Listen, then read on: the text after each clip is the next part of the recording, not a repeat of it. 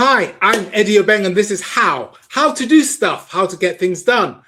And today I've got a special treat for you. It's about how to avoid things going bad in the future because you didn't think about them now. It's called KrashTest. So let's jump onto Cube and I'm going to tell you all about it. Welcome to Cube, where, as you know, the sun is always shining. And this is one of my favorite cubicles. It's a yellow room, but it has a wooden floor. I just love the reflections in the floor and stuff. But let's get on with work because we're trying to find out what's happening with the crash test. So the story behind this story is very simple.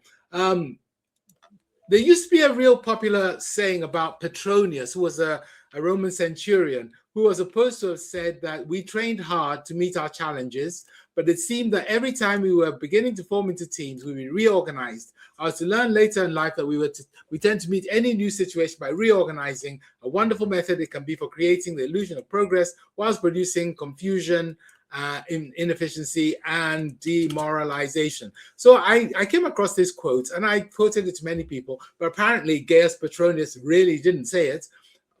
That's what they claim anyway, but who cares? It's a brilliant quote. I'm sure he said something like that. So why do I talk about reorganization? Because organizations still today are constantly reorganizing, and with the advent of digital and AI, they keep shuffling people around and trying to make hybrid. It's just a nightmare. I did some work when I was at Ashridge, just a very simple survey, trying to understand if reorganizing your business ever paid back. So I had lots of companies say, how much you spend on reorganization? What was the increase in productivity? And really, they were very cagey. And the few who did reply, I got the impression that it never ever pays back. It generally creates a whole new set of problems which weren't anticipated. And then I came across this chap. This is Jean-Marc Legoutte, not the world's best photograph of him, very good-looking French guy.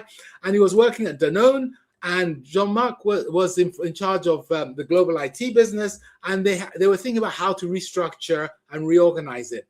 And the work which I did with him is what I'm going to share with you. And it ended up in my book, Never Reorganize Again. So if you're going to reorganize, just do it once, do it right, and never reorganize again. Because you don't need to reorganize if you understand some of the principles, like make sure that accountability is separated from responsibility, make sure you connect the customers and the suppliers with a process chain, make sure every action which has a project which is change has the stakeholders leading it, make sure you've got integrated change management. That's what Never Reorganize Again explains. So you never reorganize, you just change people's roles, and then everything functions and there aren't any mistakes. Anyway, with Jean-Marc, we were looking at this global IT process. And so I said, look, what I've learned is that these reorganizations, any change, any moving or shuffling has no impact. And the reason is because you have two options. One is you involve the people who are currently involved in the jobs. And if you involve the people currently involved in the jobs, then what they do is they let you reorganize, but it ends up basically with the same stuff which you were doing before. Or you can keep the people who are in the jobs out of the discussion, in which case you try and do it, and then you come across all sorts of problems they could have told you about, but you didn't know existed. So that's why I invented KrashTest. It's a very simple idea. Basically, we know that there are unintended consequences ahead. I want to give you an example of that with this. This is obviously a road. This is the plan. And so let's reorganize, let's restructure. So they built this. So this, of course, is good for the world. You know, it's plants producing oxygen, shade, cooling the world. Everyone's happy because they're seeing green. This is a world of stress and horribleness. So you can reorganize and make stuff much, much worse if you're not careful. And so the idea of crash testing is to make sure that you avoid those problems. The challenge is when people reorganize, they tend to move things about and break things. That's what I'm trying to describe here. I have a friend, and they used to talk about not having the cleaner in, as in to come and clean the house, but they'd say, you've been cleanered, because they were talking about all the broken items and everything put in the wrong place. So the idea of a crash test is literally the idea of the crash test, which is let's build the organization, let's crash it, and let's see what we need to change to make sure when we run it for real, it doesn't. There are three parts to it. The first part is basically you capture the current situation. You know, who are the main people? What does each person do? What do they, how do they go about? All the key people. And then you say, well, in the future, what should they do? And the objective there is really to make sure that you keep the best of the present. So don't do stuff which you're going to lose. So don't throw the baby out with the bathwater, basically. So you capture and make sure that in the future, all the best stuff continues to happen. We call clients back within 24 hours. Oh, yes, that all works. We've got something to make sure that's going to happen. So you check that, because in your new design, you have to be able to point to who does what in order to make that happen. The second part of the crash test is what we call removing persistent problems.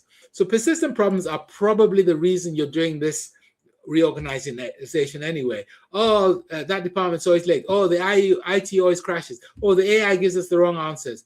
So again, you capture what happens now, and you capture what happens in the future, and you make sure you include how people will now feel, so that you know you've got the right things there.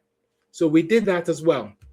And the third part of the crash test is to look at what we call coping with surprises. So for example, you'll know this, but like I was filling some forms online for on the UK government database, and as long as you're following what they want you to do, it's great.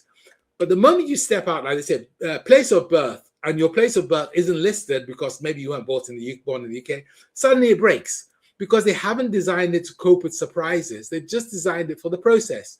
So you brainstorm, what are the surprises? What might happen? When things went wrong in the past, who got involved? How did we have to rush around and put the fires out? So you capture all those things, and then you think about the future. If we get a surprise, oh, such and such has happened, who should it go to? What should they do next? And so how we make it work. So you build in basically the way to fix problems which are surprises going wrong. You've added it to making sure that any persistent problems are removed.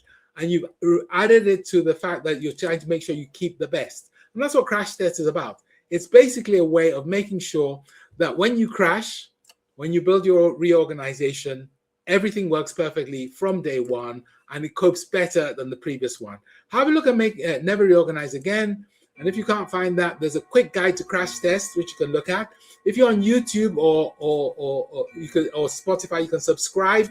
And if you want to find my newsletter, it's on LinkedIn, and it's called How. I've been Eddie Obeng. That was Crash Test.